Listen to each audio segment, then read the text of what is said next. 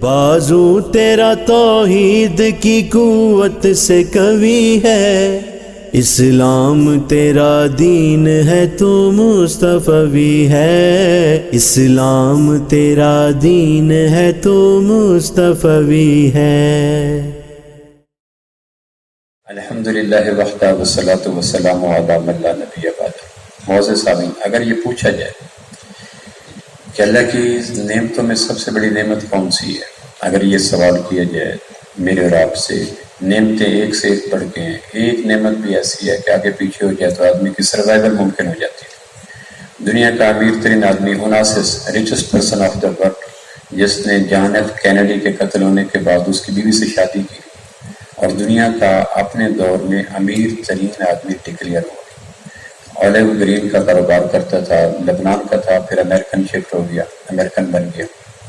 دنیا میں جہاز رانی کی سب سے بڑی کمپنی اس کی تھی۔ آخری دنوں میں اس کی آنکھوں کے جو وائپر ہوتے ہیں، جو اوپر لگے ہوتے ہیں، اس پہ فالج گر گیا۔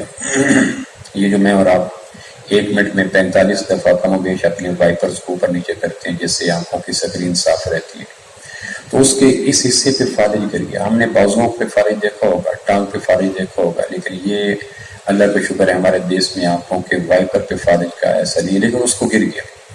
اب یہ دنیا کا امیر ترین 79 فرد تھا، دنیا کا امیر ترین، پاکستان کا نہیں، فیصل آباد کا نہیں، دنیا کا امیر ترین richest person of the world, اس کو ٹائٹل ملا۔ تو اب وہ کیا کرتا کہ اپنی سائن کرنے ہوتے تو آنکھوں کو ایسے ہاتھ سے کھولتا تھا پھر سائن کرتا تھا۔ اب آدمی 16 گھنٹے میں 45,000 دفعہ آنکھوں کو اوپر نیچے کرتا نارمل انداز میں۔ اب نارمل ہو جائے کوئی ایسے گرد و غبار ہو تو پھر زیادہ ہو جاتا ہے۔ اب اس کو اپنے دنیا بھر کے کاروبار تھا، اس کا اولیو گرین کا شپس کی کمپنی تھی، اس کی دنیا بھر میں زیتون بیچتا تھا، اس کے پیپر کافی تھے سائن کرنے، تو اس کو ہر وقت بیچارے کو یوں بیٹھنا پڑتا تھا سائن کرنے کے لیے، ایسے پڑتا۔ پھر آہستہ آہستہ زیادہ ہوائیں چلنے لگیں تو اس کے جو آنکھوں کے بلیک کلر کیمرہ تھا وہ ختم ہو گیا، بلیک اینڈ وائٹ ہو گیا، پھر اندر چھالے ابھر آئے، پھر اس کو ٹیشو سے صاف کرنا پاسبل نہیں تھا۔ جب فوت ہو رہا تھا تو اس سے پوچھا گیا کہ آپ کی کوئی آخری ڈیزائر، کوئی تمنا، کوئی خواہش؟ تو اس نے کہا ایک ہے، یہ ڈاکومنٹری بنائی گئی اس کی۔ اس سے پوچھا گیا کوئی خواہش؟ تو اس نے کہا ایک خواہش ہے۔ کیا؟ کہ دنیا کو کوئی طبیب، کوئی علاج بالغذا، کوئی علاج بالدوا، ہومیوپیتھک، کوئی بھی شخص ایسا ہو جو میری آنکھوں کے وائپر کو اس قابل کر دے کہ میں ایک دفعہ خود بند کروں اور خود اٹھا سکوں، بس میری یہ خواہش ہے۔ جو میں ٹیپ سے تو اس کو اٹیچ کر دیتا ہوں یا آنکھوں سے کرتا ہوں، اس کی بجائے میری خواہش ہے میں اپنی آنکھوں کو اپنی مرضی سے ایسے کروں اور پھر ایسے کروں پھر مر جاؤں، یہ میری دنیا کی سب سے بڑی خواہش ہے۔ تو سوال کرنے والا کہتا ہے کہ اگر کوئی آدمی ایسا پاسبل ہو جائے کہ ڈیڈ حصہ ہے، یہ تو فائبر پیرالائز کو حصہ ہو جاتا ہے، وہ ڈیڈ ہو جاتا ہے، مر جاتا ہے۔ تو اگر کوئی آدمی ایسا کر دے کہ اس وائپر کو دوبارہ فنکشنل کر دے اور تم ایک دفعہ ایسے کرو اور پھر ایسے کرو اور پھر مر جاؤ، تو اس کو کیا کرو گے؟ تو اس نے کہا میں دنیا کی ساری دولت اس کے قدموں میں ڈھیر کر دوں گا، جو میں نے ارن کی ہے، جو میرے ایسٹس ہیں، میں سارے اس کے قدموں میں دے دوں گا، ایک دفعہ میری آنکھوں کو اٹھا دے اور پھر بند کر دے۔ یہ اس کا تھا تجزیہ۔ خیر، یہ ویسے بات آ گئی تو میں یہ کہہ رہا تھا کہ اگر یہ پوچھا جائے کسی سے کہ دنیا میں سب سے بڑی نعمت کیا ہے تو اس کے ڈیفرنٹ جواب ہوں گے، یہ نعمت ہے، یہ نعمت ہے، یہ نعمت ہے۔ اللہ سے پوچھیں کہ یا اللہ ہمارے پاس تو سامنے نعمتیں نہیں ہیں، نعمتیں سمندروں میں بھی ہیں، فضاؤں میں بھی ہیں، پہاڑوں میں بھی ہیں، خلاؤں میں بھی ہیں، ڈیزرٹس میں بھی ہیں، جنگلوں میں بھی ہیں، ویزیبل بھی ہیں، ویزیبل نہیں بھی ہیں، نعمتوں کے تو جہان ہے۔ تو اللہ ہمیں کیسے پتہ چلے؟ ہم تو ساری نعمتوں کے بارے میں واقف نہیں ہیں۔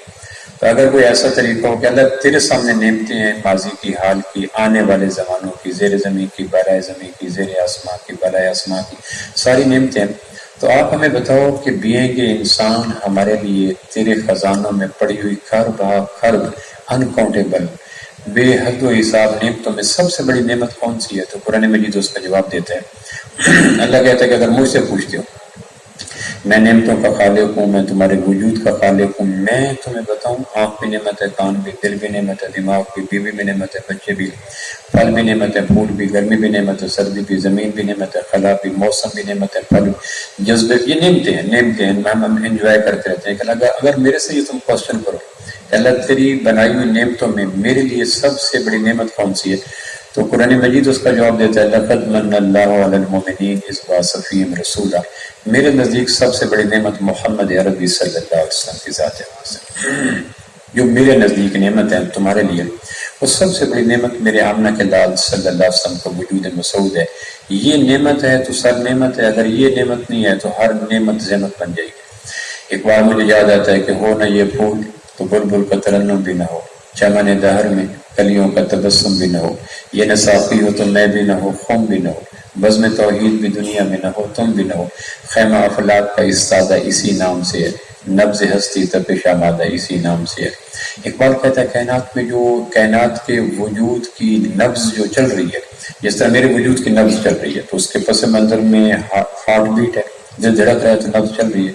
اقبال کہتا ہے کائنات کی جو نبض چل رہی ہے اس کے پیچھے محمد عربی صلی اللہ علیہ وسلم کی ذات اقدس کا وجود مسعود ہے۔ ہو نہ یہ پھول تو بلبل کا ترنم بھی نہ ہو، چمن دہر میں کلیوں کا تبسم بھی نہ ہو، یہ نہ صافی ہو تو میں بھی نہ ہو، خم بھی نہ ہو۔ اور انتہا دیکھیں اقبال کہتا ہے بزم توحید بھی دنیا میں نہ ہو، تم بھی نہ ہو، اللہ تیرے تذکرے بھی کائنات میں نہ ہو اگر میرے محبوب صلی اللہ علیہ وسلم نہ ہوتے تو۔ خیمہ افلاک کا استادہ اسی نام سے ہے، یہ جو آسمان کا صاحبان جس کو تنے ہوئے صدیاں بیت گئی، وہ کہتے ہیں یہ جو اپنی جگہ پہ کھڑا ہے اس کی بنیاد بھی یہ ہے کہ میرے محبوب کی ذات اقدس ہے۔ اچھا میں یہ بات کو وائنڈ اپ کرتا ہوں، اگر ہم یہ کہیں کہ اللہ تیری نعمتوں میں سب سے بڑی نعمت کون سی ہے تو 2 اور 2 4 کی طرح جواب ہے آمنہ کے لال صلی اللہ تعالی علیہ وسلم اس کائنات کی سب سے بڑی نعمت ہے، اور یہ نعمت ہر نعمت کو نعمت بناتی ہے۔ اگر واپڈا اپنا کنیکشن کسی علاقے سے واپس لے لے تو نہ اے سی کی کولنگ ہوگی، نہ موٹر کا پانی ہوگا، نہ استری کے کپڑے ہوں گے، نہ پنکھے چلیں گے، نہ جتنی بھی گھر کی نعمتیں جو کنسرن کرتی ہیں الیکٹرسٹی کے ساتھ، اس میں کسی نعمت کا فائدہ نہیں ہوگا اگر واپڈا کنیکشن لے لے تو۔ کائنات میں اولاد ہے تو اس میں اطاعت، بیوی ہے تو اس میں وفات، دوست ہے تو اس میں محبت، پارٹنر ہے تو اس میں ایمانداری، مسلمان ہے تو اس میں، یہ ساری نعمتوں میں جو فنکشنل ہے، اس کے پیچھے گریڈ اسٹیشن گنبد خضرا صلی اللہ علیہ وسلم کے مکین کی ذات اقدس ہے۔ وہ ذات کائنات کی ہر نعمت کو فنکشن کیے ہوئے ہے، اس کی کائنات کی ہر نعمت میں جو نعمت بنی ہوئی ہے وہ ہے۔ آپ کی آمد سے پہلے جو زمانہ تھا اس کو ڈارک ایج کہا جاتا ہے، زمانہ جاہلیت، اس میں ماں بھی تھی، بیوی بھی، بیٹا بھی تھا، بھائی بھی، دوست بھی تھا، پارٹنر بھی، لیکن ہر نعمت زحمت تھی چونکہ ہر نعمت کے پیچھے ہدایت کا واپڈا نہیں آیا تھا۔ پھر 571 عیسوی کو، یکم جیٹھ کو، 22 اپریل کو، 628 بکری کو، سوموار کی صبح کو مکہ مکرمہ میں مروہ پہاڑ سے 500 گز کے فاصلے پر صبح صادق 4:20 پر آمنہ کے لال کا میلاد ہوا اور کائنات کی ہر مخلوق کو روحانی واپڈے کی کنیکشن اور سپلائی میسر ہوگی۔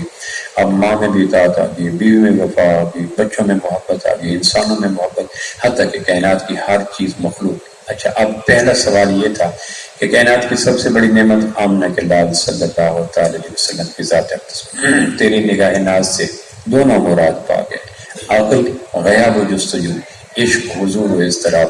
اقبال کہتا ہے کہ آمنہ کے لال کی برکت سے دلوں کو بھی جذبے ملے، عقل کو بھی تجسس ملا۔ یہ جو بھی مجھ سے پہلے سلمان بھائی آپ کو کوشش کر رہے تھے کسٹمر کی جیب سے پیسے نکالنے کے نورانی دو سے کھلا رہے تھے، اس کے پس منظر میں بھی یہی بات تھی کہ عقل غیاب و جستجو، عشق حضور و اضطراب۔ اقبال کہتا ہے یہ ساری جو چیزیں توانائیاں ملی اس کے پس منظر میں ساری رات راز کی بات آمنہ کے لال صلی اللہ علیہ وسلم۔ اچھا اگلی بات، ریت کے ذرے کاؤنٹ کیے جا سکتے ہیں تو یہ مشکل ہے، درختوں کے پتے شمار کیے جا سکتے ہیں تو یہ مشکل ہے، بارشوں کے قطرے شمار کیے جا سکتے ہیں تو یہ مشکل ہے، زمین پہ چلنے والی مخلوقات تعداد شمار کی جا سکتی ہے تو یہ مشکل ہے، لیکن یہ ناممکن نہیں ہے۔ اگر کہا جائے کہ سمپلی امپاسبل تو امپاسبل نہیں ہے، مشکل ضرور ہے۔ لیکن اگر یہ کہا جائے ریت کے ذرے، درختوں کے پتے، پہاڑوں کے کنکر، سمندروں کے کنکر، تو یہ قطرے اور انسانوں کی مخلوقات یہ گنی جا سکتی ہیں، لیکن کعبہ کے رب کی قسم آمنہ کے لال صلی اللہ علیہ وسلم کے وجود اقدس سے ملنے والی نعمتوں کا شمار بھی نہیں ہو سکتا۔ نعمتیں جو اللہ کے محبوب کی برکت سے ملی، ایک ایک نعمت کائنات میں نعمتوں کا جہان لیے ہوئے، اگر ایک نعمت بھی آگے پیچھے ہو جائے تو کائنات اجاڑ ہو جائے، بلیک ہول ہو جائے، ڈیزرٹ ہو جائے، بحر مردار ہو جائے، ڈیڈ سی ہو جائے، تو اللہ کے محبوب کی برکت سے ملنے والی نعمتوں کا شمار نہیں ہو سکتا، پاسبل نہیں ہے۔ یعنی کسی انگریزی میں کہتے ہیں نا سمپلی امپاسبل ہے، ناممکن ہے آمنہ کے لال کی برکت سے ملنے والی نعمتوں کا شمار کرنا۔ جس طرح اللہ کی نعمتوں کا شمار پاسبل نہیں، وَإِن تَعُدُّوا نِعْمَتَ اللَّهِ لَا تُحْصُوهَا، اللہ کہتے ہیں میری نعمتوں کو گننا چاہو تو گن نہیں سکتے۔ اس طرح اللہ کے محبوب کی برکت سے ملنے والے اخلاق کی نعمت، عبادات کی نعمت، معاملات کی نعمت، معاشرت کی نعمت، حقوق زوجین کی نعمت، تربیت اولاد کی نعمت، نظام تجارت کی نعمت، نظام عدل کی نعمت، خلوت و جلوت کی نعمت، انسانوں کے رشتے، حقوق اللہ، یہ وغیرہ وغیرہ ایسے برانچز ہیں، سب برانچز ہیں جو پھیلتی چلی جاتی ہیں، اور ایک ایک نعمت کائنات میں نعمتوں کا ایک حسین سنگم ہے، گلدستہ ہے۔ لیکن اگر یہ کہا جائے کہ اللہ کے محبوب کی وجود اقدس سے ملنے والی نعمتوں میں سب سے بڑی نعمت کون سی ہے، تو وہ بھی قرآن جواب دیتا ہے۔ اللہ کی طرف سے ملنے والی سب سے بڑی نعمت آمنہ کے لال صلی اللہ تعالی علیہ وسلم، اور آمنہ کے لال صلی اللہ علیہ وسلم کے ذات اقدس سے ملنے والی ارب لا تعداد نعمتوں میں سب سے بڑی نعمت کون سی ہے، تو اس کا جواب یہ ہے کہ اللہ کے محبوب کی برکت سے انسانوں کو دنیا میں آنے کا مقصد پتہ چلا کہ ہم دنیا میں کیوں آئے، ہمیں بھیجا کیوں گیا۔ یہ جو کائنات کا دسترخوان سجایا گیا، آنکھوں کے لیے رنگ، زبان کے لیے ذائقے، کانوں کے لیے ہارمونیم، دلوں کے لیے جذبے، دماغ کے لیے تحقیق کے میدان، یہ جو جسم کے لیے موسم، ایک جہان آباد کیا گیا۔ جتنا وسیع دسترخوان انسان کے لیے قدرت نے بچھایا ہے، کائنات کا کوئی بڑے سے بڑا آبرو مند میزبان اپنے مہمان کے لیے دسترخوان نہیں بچھا سکتا۔ دو آنکھوں کے لیے رنگ کتنے ہیں، چار کافی تھے، ایک زبان کے لیے ذائقے کتنے ہیں، کتنے، اور کانوں کے لیے پنچھیوں کے گلے میں باندھی ہوئی بانسریاں کتنی، یہ جو ولیج بینڈز ہیں یہ کتنی بانسریاں پروڈیوس کرتے رہتے ہیں۔ اگر ہم گننا چاہیں تو انسانوں کے لیے بے پناہ نعمتیں ہیں، لیکن اگر یہ کہا جائے آمنہ کے لال صلی اللہ علیہ وسلم کی برکت سے سب سے بڑی نعمت کیا ملی، تو رمضان کی ساتیں ہیں، آخری اشرا آواز دینے والا، دوسرا اشرا آخری تکمیل پہ ہے۔ ویسے بھی بغیر صحابہ کرم برس رہی ہے، ابھی مجھے فائبر سے لگ رہا تھا جیسے باہر بارش اپنا وہ مدم قسم کی میوزک شامل کر چکی ہے۔ بارش ہو، رمضان ہو، افطاری ہو، پارسا لوگ ہوں، دین کی محفل ہو، اس میں دعاؤں کی طاقت بڑھ جاتی ہے، اس کی ویلیو بڑھ جاتی ہے، اس کی قوت بڑھ جاتی ہے۔ تو یہ سارے فیکٹر اللہ کی طرف سے جمع ہو چکے ہیں۔ رمضان بھی آخری اشرے میں ہے، دل بھی پولوشن سے پاک ہو چکے ہیں، روزے بھی مورلیس 17 کے لگ بھگ ہم رکھ چکے ہیں، تراویح پڑھ چکے ہیں، پورے قرآن میں کھربوں جگہ قرآن مجید کی تراویح کے روپ میں سفرے بھی ہو رہے ہیں، مساجد آباد ہو چکی ہیں۔ رہی سی کمی وہ بارش کے برستے ہوئے جل ترنگ نما قسم کے قطروں نے پوری کر دی۔ اس میں آخری بات میں عرض کرنا چاہتا ہوں، اس مستجاب لمحوں میں، مقبول لمحوں میں، پارسا لمحوں میں، قبولیت کے لمحات میں سب سے بڑا احسان اللہ کے محبوب کا یہ ہے کہ انہوں نے ہمیں یہ بتایا کہ تم دنیا میں کیوں آئے ہو۔ اتر کر ہیرا سے سوئے قوم آیا اور ایک نسخہ کیمیا ساتھ لایا، وہ بجلی کا کڑکا تھا یا صوت ہادی، عرب کی زمین جس نے ساری ہلا دی۔ اب میں آخر پیش کر دیتا ہوں کہ ہم دنیا میں کیوں آئے۔ اس سوال کا جواب جس شخص کو مل گیا، وہ غریب بھی امیر ہے، وہ فقیر بھی بادشاہ ہے، وہ تنہائی میں رہنے والا بھی کائنات کا بے تاج بادشاہ، جس آدمی کو یہ سوال کا جواب مل گیا وہ انگوٹھا چھاپ ہو کر کائنات کا سب سے بڑا فلاسفر ہے۔ جس کو یہ جواب مل گیا اور جس کو یہ جواب نہ ملا وہ پوسٹ ڈاکٹریٹ بھی جاہل محض ہے، یونیورسٹی کا ڈین اور وائس چانسلر بھی جاہل محض ہے۔ جس کو یہ پتہ ہے کہ خلا کیا ہے، فضا کیا ہے، سمندر کیا ہے، جنگل کیا ہے، گریویٹیشنل فورس کیا ہے، جس کو یہ پتہ ہے کہ پانی کن دو گیسوں کا مجموعہ ہے، یہ سارا کچھ پتہ ہے، لیکن اس کو یہ نہیں پتہ کہ میں دنیا میں کیوں آیا۔ تو اس سے بڑا کائنات میں جاہل ماں نے جنا کوئی نہیں، سورج نے دیکھا کوئی، یہ سب سے بڑا جاہل شخص ہے جس کو یہ نہیں پتا کہ کائنات میں کیوں آئے۔ اقبال پھر یاد آتا ہے، اقبال کہتا ہے کہ ڈھونڈنے والا ستاروں کی گزر، مجھے پتا ہے آپ کو اقبال سمجھ نہیں آئے گی لیکن میں اپنے ذوق کی تسکین کی خاطر پھر کہہ دیتا ہوں کہ ڈھونڈنے والا ستاروں کی گزرگاہوں کا اپنے افکار کی دنیا میں سفر کر نہ سکا، جس نے سورج کی شعاؤں کو گرفتار کیا، زندگی کی شب تاریک سحر کر نہ سکا، اپنی حکمت کے خموں پیٹ میں الجھا ایسا آج تک فیصلہ نفع و ضرر کر نہ سکا۔ ہم اپنی تحقیق کے میدان میں کائنات کے سرگزشتہ اور سرپستہ رازوں کو نکالنے کی کوشش کر رہے ہیں، ایک ایک چیز کی ریزن تلاش کر رہے ہیں، وائے، لیکن میں دنیا میں کیوں آیا؟ میں کائنات کا دولہا ہوں، میں کائنات کا تخلیق کا سبب ہوں، میں کائنات کا ریموٹ کنٹرول ہوں، میں وجہ تخلیق کے کائنات ہوں۔ تو یہ ہوا کیوں، خلا کیوں، بجلی کیوں، کڑکتی کیوں، برستی کیوں، بادل کیا ہیں، سمندر کیا ہیں، جنگل کیا ہیں، دریا کیا ہیں، پتے سبز وغیرہ وغیرہ، یہ ساری چیزیں انسان اپنی تحقیق کے گھوڑوں پہ سوار ہو کر ان کے سارے راز جان چکے ہے۔ لیکن اتنی بڑی علمی ہے کہ میں دنیا میں کیوں آیا۔ فیصل آباد کی اگر 80 لاکھ کی آبادی، مجھے نہیں پتا، میں ایک ایسے جز ازیوم کر رہا ہوں کہ اگر فیصل آباد کی آبادی کو 80 لاکھ تصور کیا جائے اور ایک فارم تقسیم کیا جائے، حلفاً بتائیں کہ میں دنیا میں کیوں آیا، تو ایک حیرت ناک خوفناک جواب آئے گا 99.99% لوگوں کو یہ نہیں پتا کہ ہم دنیا میں کیوں گئے۔ تو ایسی جاہل بستی میں پھر کرپشن بھی ہوتی ہے، لڑائیاں بھی ہوتی ہیں، مقدمے بھی ہوتے ہیں، کچہریاں بھی ہوتی ہیں، تھانے بھی ہوتے ہیں، ڈپریشن بھی ہوتی ہے، تناؤ بھی ہوتی ہے، اور فریجیں میڈیکل سٹور بھی بن جایا کرتی ہیں، ہر آدمی پریشان۔ جس معاشرے کے رہنے والوں کو یہ نہیں پتا کہ میں دنیا میں کیوں آیا، اس معاشرے سے جنگل کے درندے زیادہ مہذب ہوتے ہیں۔ تو میں یہ عرض کر دیتا ہوں میں دنیا میں کیوں آیا۔ اللہ جزائے خیر دے ٹائل سلیکٹ اینڈ کو جنہوں نے ایک اچھا سا ایسا فارم دیا، میں مسلسل اپنے میزبان کے مفتی صاحب سے مسلسل میں ریفیوز کرتا رہا، یہ مسلسل آتے رہے، لیکن وہ مولوی کیا جو بات مان گیا۔ میں نے بڑی کوشش کی کہ ان کو انکار کروں ان کے، لیکن انہوں نے اپنے مولویوں نے کا ثبوت دیا، انہوں نے فون پہ گھر آ کے مسلسل اس پوزیشن میں لا چھوڑا کہ میرے پاس یا اسلام چھوڑ دوں یا ان کے ہاں، یہ دو میرے پاس آپشن تھے، لیکن میرے لیے پھر اسلام کو جانا آسان تھا۔ میں نے کہا میں حاضر ہو جاتا ہوں، میرے لیے ممکن اتنا پریشرائز کر دیا دائیں سے بائیں سے، اخلاقاً شرعاً عرفاً، میرے لیے دو ہی راستے تھے، یا ایمان چھوڑ کے دائیں میں ہو جاؤں، وہ میرے لیے ممکن نہیں تھا کہ عمر کے اس حصے میں ہو کہ جہاں بچنا ضروری ہے۔ تو میں یہاں آ کے مجھے خوشی، کیونکہ میرے لیے ایک بیڈ ایکسپیرینس ہو چکا تھا۔ میں جب افطاریوں پہ جاتا ہوں تو محمود غزنوی کی اولاد ایک حملہ کرنے کی پوزیشن میں تیار بیٹھی ہوتی ہے افطاری کے اوپر، تو میں یہ تلخ تجربہ لے چکا تھا۔ یہ مجھے مسلسل کہہ رہے تھے کہ بی شور وہاں نظام یہ نہیں ہوگا، مجھے ان کو سلام کرنا پڑتا ہے اور ان کی ایفرٹس کو بھی، اور مجھے یہاں آ کر ٹائل سلیکٹ اور ان کی مینجمنٹ کو سلوٹ کرتا ہوں کہ میرے لیے یہ امیزنگ بات ہے کہ اتنا مہذب اور اتنا منظم اور اتنا ایک پیراڈائز خوبصورت قسم کا سوسائٹی مجھے بات کرنے کا موقع ملا۔ میں نہ آتا تو میرے لیے بہت بڑا ایک شوق ہوتا، شیپ ہوتا۔ مجھے خوشی ہوئی کہ اتنے مینج اور اتنی ویل قسم کے ارینج لوگوں سے بات کرنے کا موقع۔ میں مولوی صاحب مفتی صاحب کی بھی ایفرٹس کو سلام کرتا ہوں، اپنے ریفیوز مسلسل کرنے پہ معذرت خواہ ہوں۔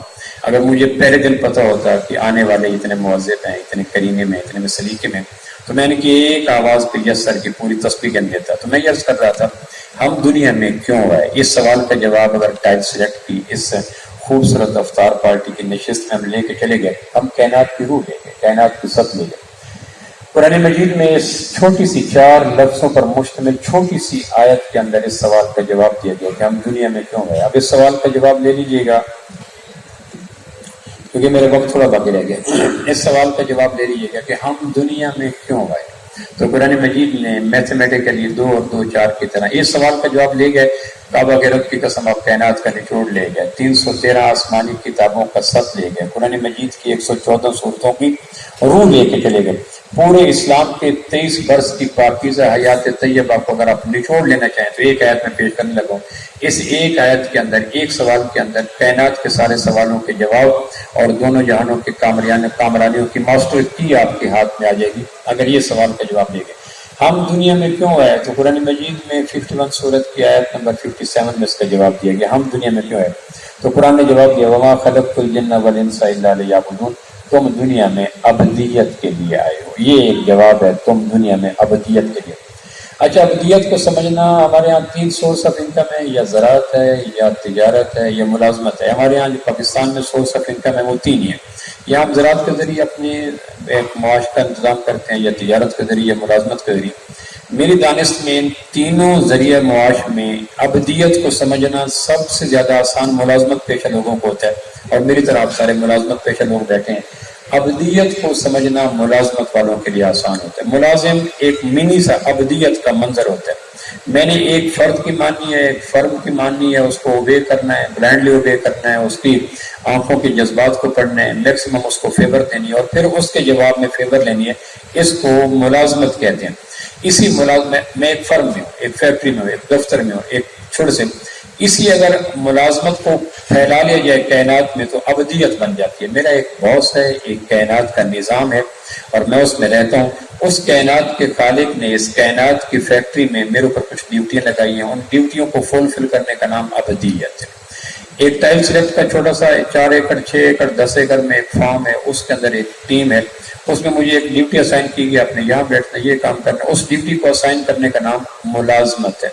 اور اس 4 ایکڑ کو پھیلا کے 6 براعظم پھیلا دیے جائیں اور ٹائل سلیکٹ کے آنر کی بجائے خالق کائنات کا نام رکھ دیا جائے تو پھر اس کام کرنے والے کو ابدیت کہتے ہیں، کام کا حکم دینے والے کو خالق کہتے ہیں، اور اس آفس کو کائنات کہا جا سکتا ہے۔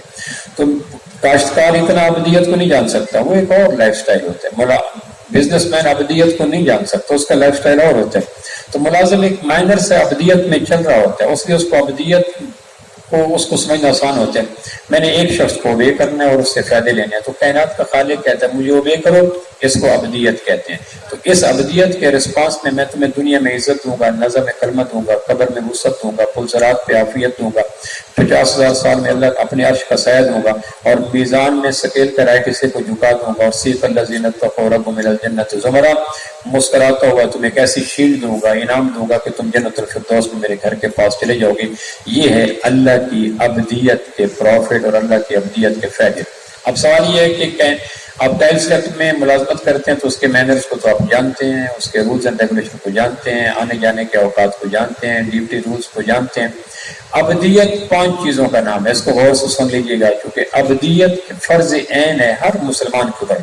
جیسے کلمہ پڑھا اور بالغ ہو گیا، وہ راجپوت ہے، رائی ہے، ڈاکٹر ہے، پروفیسر ہے، عرب ہے، عجم ہے، کالا ہے، گورا ہے، دیہاتی ہے، اس پہ ابدیت فرض ہے. کوئی ایکسکیوز قیامت والے دن یہ نہیں ہوگا، ہر ایکسکیوز لیم ایکسکیوز ہوگا. تم ابدیت لے کے کیوں نہیں ہے، مجھے جواب دو.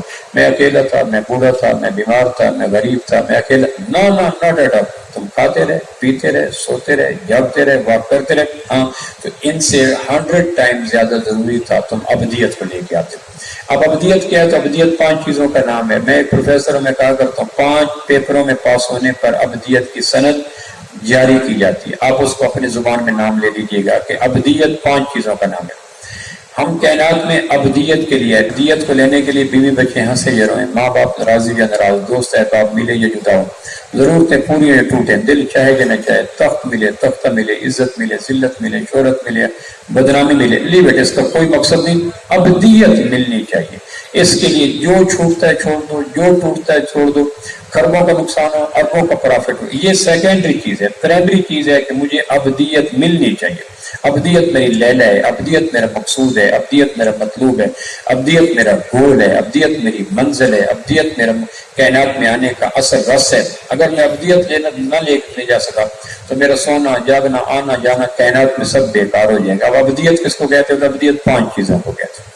نمبر 1، اس کا میتھمیٹیکلی یاد بھی کر لیجیے گا، اور پھر اس آئینے میں صرف دماغ کو نہیں، اس آئینے میں اپنے شب و روز کو پرکھتے جائیے گا، میں بھی آپ بھی.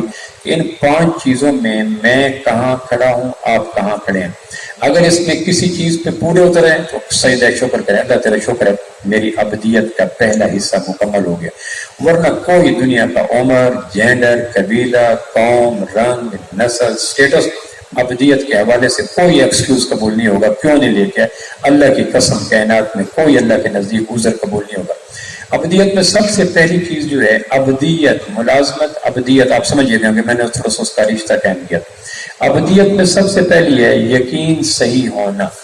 دام بنائے کام، سلمان سے معذرت کے ساتھ، دام بنائے کام، ڈالر بنائے کام، یورو بنائے کام، پیسہ بنائے کام، ٹکا بنائے کام، یا اللہ بنائے کام. تو ابدیت کا پہلا جواب یہ ہے کہ اللہ بنائے کام، کائنات میں کوئی کام نہیں بنا سکتا. کام کا بننا میرے اللہ کے ہاتھ میں. وہ ہاں کر دے تو نہ کوئی نہیں، نہ کر دے تو ہاں کوئی نہیں، ذلت دے تو عزت کوئی نہیں، موت دے تو حیات کوئی نہیں، پروفٹ دے تو لاس کوئی نہیں، دن کرے تو رات کوئی نہیں. اس کی ہر بات حرف آخر ہے. وہ نفع سے نقصان لے، ذلت سے عزت لے، موت سے حیات لے، دکھ سے سکھ لے، پریشانی سے سکون لے. یقین یہ ہو، ابدیت کا پہلی بنیاد اور پہلی ریسیپی اور پہلا کنٹینٹ یہ ہے کہ یقین یہ ہو کہ کائنات میں صدر، وزیر، مشیر، جنرل کرنا اللہ بلا، اور پیسہ، ٹکا، ڈالر، یورو، درہم، دینار، یہ ٹکے کی وقت نہیں رکھتے. کرنے والا میرا اکیلا اللہ ہے، اور وہ جو چاہے وہ ہوتا ہے، جو نہ چاہے وہ نہیں ہوتا. اس کی ہاں کو کوئی نہ بھی نہیں بدل سکتا، اس کی نہ کو کوئی ہاں بھی نہیں بدل سکتا. حاصل، جابر، متکبر، ساحر، اللہ کی عزت کے فیصلے کو ذلت میں نہیں بدل سکتے. اس پہ کوک شور ہو، آدمی پک کا یقین ہو، چاپلوسی نہ ہو، خوشامد نہ ہو، جی حضوری نہ ہو، یس سر نہ ہو، تسبیح نہ، میرا اللہ ہے اور وہ سارے کام کرتا ہے. یہ پہلی شرط ہے، اس پہ کوئی کمپرومائز نہیں. اگر اس پہ یا بنی لا تشرک باللہ ان الشرک لظلم عظیم، اگر یقین مزمل ہو گیا تو شرک ہو گیا، اور شرک کرنے والے کے لیے ابدیت کے سارے دروازے بند ہو جاتے ہیں. سیکنڈ ون چیز جو ابدیت کے لیے ضروری ہے، اس پہ کوئی کمپرومائز نہیں، وہ ہے کہ سورس آف انکم نماز ٹھیک ہو. نماز ابدیت میں، نماز عبادات میں کوئی عبادت ہر شخص پہ نہیں ہے. زکوٰۃ ہر ایک پہ نہیں ہے، حج ہر ایک پہ نہیں ہے، روزہ ہر ایک پہ نہیں ہے، اور جہاد بھی ہر ایک پہ نہیں ہے. واحد عبادت ہے جس پہ دنیا کا کوئی بالغ ایگزمپٹ نہیں ہے، اس معافی نہیں ہے، اور وہ 5 وقت کی نماز ہے. ابدیت کی دوسری شرط یہ ہے کہ تم جو ہو، جہاں ہو، سفر میں ہو، حضر میں ہو، نیند میں ہو، بیماری میں ہو. ایون کہ آپ یقین کریں فقہا نے لکھا ہے کہ ایک آدمی کو کافر نے ہینگ کرنا چاہا، گرفتار ہو گیا، اس نے کہا اس کو 1:30 بجے ہم تخت دار پہ لٹکا دیں گے، اور وہ لٹکنے والا 4 سال سے ان کی قید میں ہے، اور وہ بیچارہ بے بس ہے، اس کے سارے پر نوچے جا چکے ہیں، تشدد سے وجود زخمی ہو چکے ہیں، بے بس ہے، اس کی چیخیں بھی دیواروں سے ٹکرا کے واپس آ جاتی ہیں. اس کو پیغام مل گیا کہ 1:30 بجے ہم نے آپ کو تخت دار پہ لٹکا دینا ہے. اس کو پتہ چل گیا کہ 1:30 بجے میں نے ہینگ ہونا ہے، اور زور کا وقت 12:42 پہ داخل ہو جاتا ہے، اور 12:45 پر جیل کے انتظامیہ نے اس کو تخت دار پہ لٹکانے کی کوشش کی. نہ اس کا وضو ہے، نہ قبلہ ہے، نہ لباس ہے، نہ قیام ہے، نہ رکوع ہے، نہ سجدہ ہے. اس کافروں کے دیس میں اس بے بس مسلمان کے لیے لٹکنے سے پہلے عالم تصور میں اللہ اکبر کہہ کر زور کی نماز کی نیت کرنا فرض ہے. نو کمپرومائز. اب یاد رکھ 13 شرائط نماز کرنے کا کوئی نہ ہو، نہ قبلہ، نہ لباس، نہ کچھ بھی نہیں. اللہ نے کہا تم نے ہینگ ہونے سے پہلے کھڑے ہو کے خاموشی سے سلسلے انداز میں کہہ دیا تھا اللہ اکبر، باقی تیری نمازوں کو شرف قبولیت بخش جانا میرے ذمہ ہے. اس کریٹیکل سچویشن میں ہولناک ماحول میں بھی ابدیت کے حوالے سے اس پہ نماز فرض ہے. اس کی میں ایک اور ایگزامپل دے دیتا ہوں. ایک آدمی دریا میں تیرتا ہوا جا رہا ہے، اور اس نے کنارے پہ پہنچ کے عصر کی نماز پڑھ لی. اس کو گمان ہوا کہ کنارے پہ پہنچنے سے پہلے عصر کی نماز قضا ہو جائے گی، لہریں ہیں، بھنور ہیں، طوفان ہے، سرکش قسم کے. اس کو گمان ہوا اب 13 شرائط فرض ہیں ایک نماز کے لیے.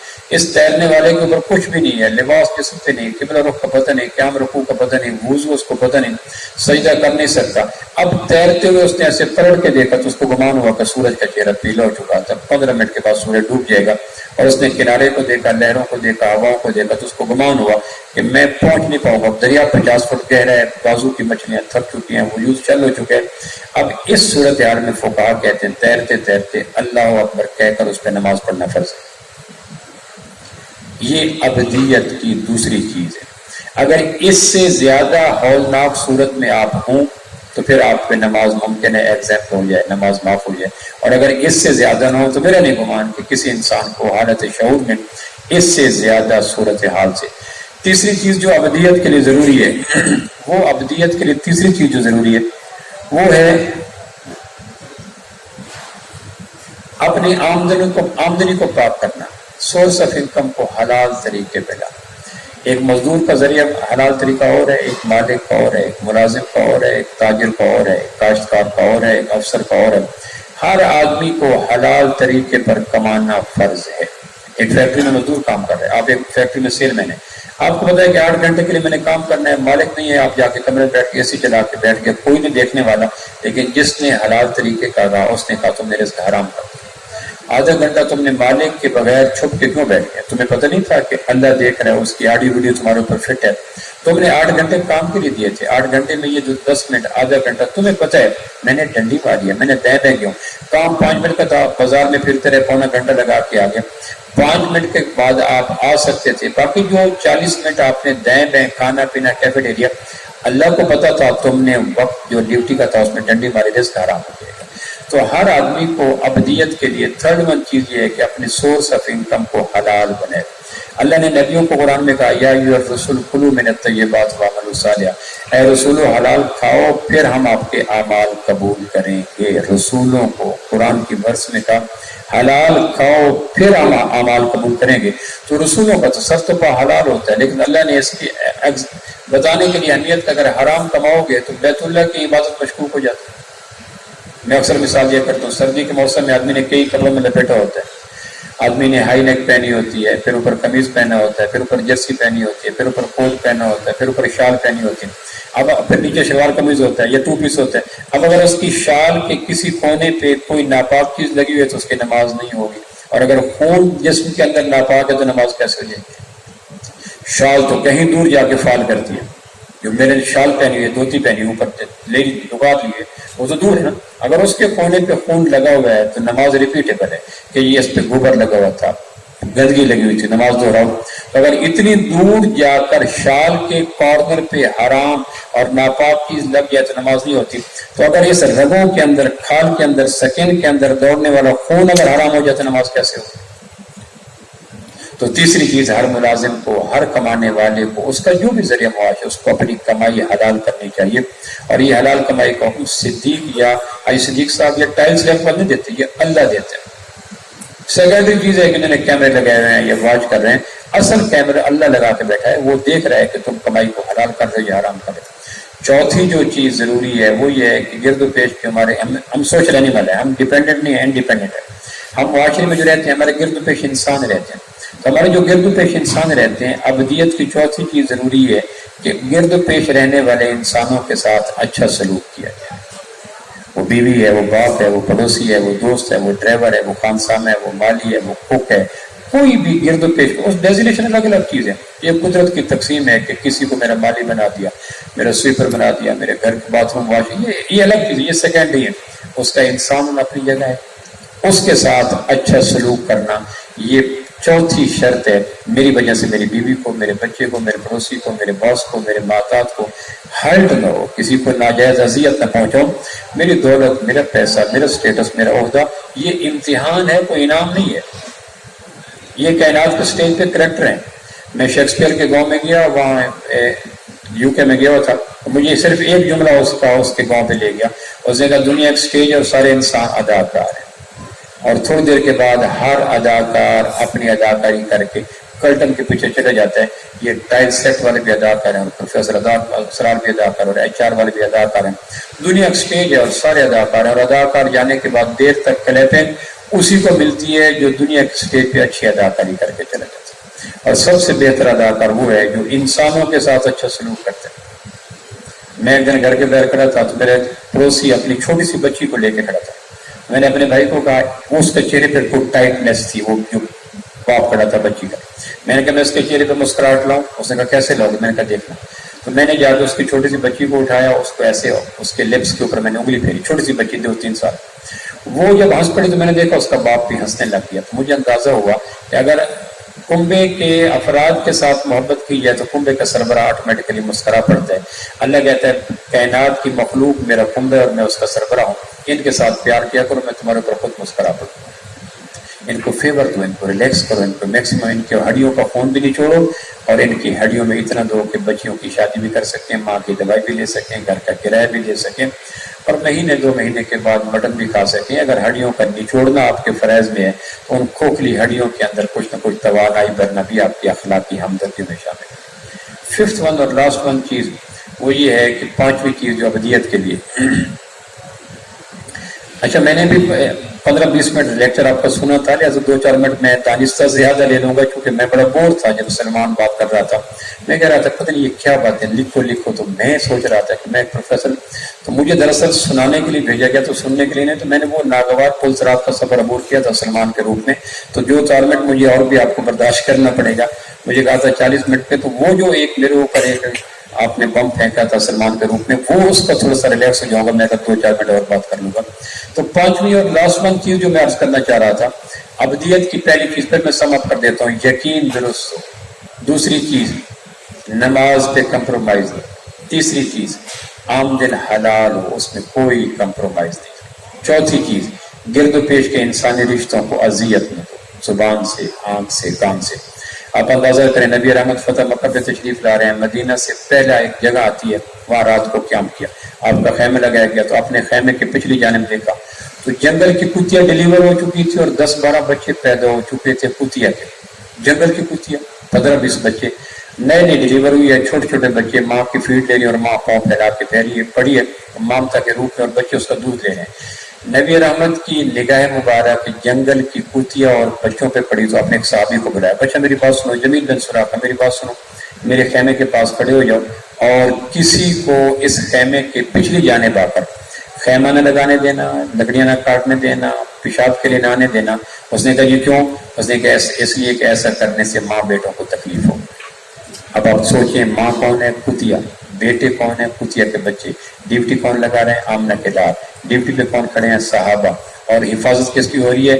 ماں اور بچے کو تکلیف ہوگی، اگر کوئی خیمہ لگائے گا تو کتیا بھاگے گی، بچے بھاگیں گے، دہنے ہو جائیں گے۔ تو آپ فرمایا جمیل یہاں کھڑے ہو جاؤ، کسی آدمی کو میرے خیمے کی بیگ پہ خیمہ نہ لگانے دینا، ماں بیٹوں کو تکلیف ہوگی، اور نبی رحمت کسی کی تکلیف کو گوارا نہیں کر سکتا۔ رحمت سید الاولاد پہ کامل ایمان، امت سید الاولاد سے ڈر لگتا ہے۔ جو نبی کتیا اور اس کے بچوں کی سیکورٹی کے لیے صحابی کو ڈیوٹی لگا دیتا ہے، آج اس کی امت اپنے گرد و پیش میں جو اذیتوں کے نشتر چبو چبو کے روح کو زخمی کر دیتے ہیں۔ تو چوتھی چیز یہ تھی کہ انسانوں کو اذیت نہ دے کر، انسان کوئی بھی ہو، اسٹیٹس کوئی بھی ہو، وہ جذبے ہوئی رکھتا ہے، فیلنگ ہوئی رکھتا ہے، جذبات ہوئی رکھتا ہے، بھوک لگتی ہے، پیاس لگتی ہے، انسلٹ ہوتی ہے۔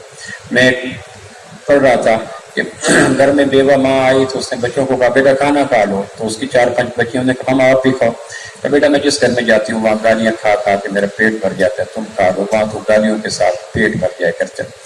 یہ جو غربت ہے، بے وطن ہے، معصوم بچی ہیں، شوہر جوانی میں چلا گیا، اس کو بچیوں میں جانا پڑتا ہے، تو یہ انسان ہے، یہ کردار ہے۔ دنیا کے سٹیج پہ ہم سارے بیٹھے ہیں، اور شیکسپیئر نے کہا تھا، پھر میں دہرا دیتا ہوں، دنیا ایک سٹیج ہے اور سارے اداکار ہیں، اور اداکاروں کے جانے کے بعد دیر تک کلیپیں اور تالیاں ان کا مقدر ہوتی ہیں جو انسانوں کے ساتھ اچھا سلوک کرتے ہیں۔ پانچویں چیز یہ ہے کہ جس طرح ہم فنکشن میں آنے کے لیے اچھا لباس پہن کے آتے ہیں، میں حیران ہوں، میں ایک جگہ لیکچر دینے کے لیے گیا، تعزیتی لیکچر تھا، ایک دوست کا جوان بیٹا فوت ہو گیا، ابھی ایک تعزیتی لیکچر تھا، اس پہ آنے والوں نے کاٹن پہنی ہوئی، کرنڈی پہنی ہوئی، ریبین پہنی ہے، بوسٹی پہنی ہوئی، ٹو پیس پہنی ہوئی۔ میں نے کہا تم شام غریبہ میں آئے ہو، دکھ میں آئے ہو، اور یہاں تلف والے کپڑے نہ بھی پہن کے آتے، کاٹن نہ بھی پہن کے آتے، ٹو پیس پہن کے نہ بھی آتے، 2 لاکھ موبائل 2 ہاتھ میں پکڑ کے نہ بھی آتے، تو بھی اس کا دکھ پہ مرم آتا۔ تم جو یہ بد سمر کے فنکشننگ ویئر سوٹ پہن کے، اچھے بوٹ پہن کے، ہاش پپیز پہن کے آئے بیٹھے ہو، اس پہ اس کا زخم بڑھ جائے گا۔ لیکن ہماری یہ خواہش ہوتی ہے فنکشن تعزیت کا ہو، شام غریبہ کا ہو، دکھ کا ہو، ہم نئے کپڑے پہن کے جاتے ہیں۔ تو پانچویں چیز ابدیت کی یہ ہے، اللہ کہتا ہے جس طرح بندوں کے فنکشن میں جانے کے لیے تم ڈریس اپ ہوتے ہو، کبھی کبھی میری خاطر دل کو بھی پاک کیا کرو، کیونکہ میں دلوں کو دیکھتا ہوں، تمہارے ظاہر کو نہیں دیکھا کرتا۔ ہر آدمی کے دل کے اوپر ایک پوشاک ہے، جس طرح میرے جسم کے اوپر ایک پوشاک ہے، اس طرح میرے دل کے اوپر ایک پوشاک ہے، اس پہ غیبت کا دھبا ہے، جھوٹ کا دھبا ہے، تکبر کا دھبا ہے، ظلم کا دھبا ہے، زنا کا دھبا ہے، حب دنیا کا۔ میں فنکشن پہ آنے کے لیے آ رہا تھا تو اگر چائے کا ایک قطرہ گر جائے تو میں مسز سے کہتا ہوں میرا سوٹ میں نئے سوٹ تیار کرو، چائے کا ایک قطرہ گر گیا، لیکن چائے کا قطرہ کوئی اتنا عیب نہیں ہے، ہر کھانے والے کے اوپر گر سکتا ہے۔ ابھی افطاری کے بعد اپنے قمیض کا دامن دیکھیے گا، آپ دیکھیں گے امریڈ ہو چکی ہوگی، لیکن اگر ایک چائے کا قطرہ گر بھی گیا تو کون سی قیامت آ گئی اگر ایک قطرہ گر گیا، پھر بھی میری خواہش ہوتی ہے نئے سوٹ پہنو۔ اللہ کہتا ہے بندوں کے لیے اتنا خوبصورت قسم کے لباس پہن کے آتے ہو، تو میری خاطر اپنے روح کے اوپر آئے ہوئے پوشاک پہ داغ دھبوں کو دھونے کی کوشش کیا کرو۔ یہ پانچویں چیز ہے۔ اچھا اللہ آپ کو جزائے خیر دے، میں اب زیادہ وقت نہیں لینا چاہتا، آپ حضرات کا بہت شکریہ کہ ابدیت ملازمت، دنیا کی فیکٹری میں کامیاب ہونے کے لیے ملازمت ضروری ہے، اور کائنات کے کارخانے میں کامیاب ہونے کے لیے ابدیت ضروری ہے۔ اللہ مجھے اور آپ کو عمل کی توفیق نصیب فرمائے۔ ایک دفعہ پھر میں انتظامیہ کا مشکور ہوں کہ اتنا خوبصورت اور منظم اور بہترین قسم کی محفل، میری یقین جانا زندگی کی شاندار، اگر میرے بس میں ہوتا تو میں کہتا ہر روز افطاری کرو، لیکن آپ کے فائنانس کا مسئلہ میں نہیں کہتا، لیکن یقین جانا میرے بس میں ہوتا تو اتنی مینج قسم کی محفل میں گفتگو کرنے کے لیے، میں یہ مثال دے رہا ہوں، دل سے پہلے پریشان نہ، میں مثال دے رہا ہوں، میں نہیں کہہ رہا کہ ڈیلی کرو، میں نے مثال دی ہے، یعنی اتنی خوبصورت مینج قسم کی محفل میں گفتگو کرنے کے لیے مجھے ڈیلی آنا پڑے۔ اور میں ایک دفعہ پھر موضوع تھا مفتی صاحب سے کہ میں نے ان کو چکر پہ چکر لگائے، اتنے موٹے آدمی کو چکر لگانا ویسے بھی مشکل ہو جاتی ہے۔ اللہ کریم آپ حضرات کو بہت جزائے خیر نصیب فرمائے۔ السلام علیکم ورحمۃ اللہ وبرکاتہ۔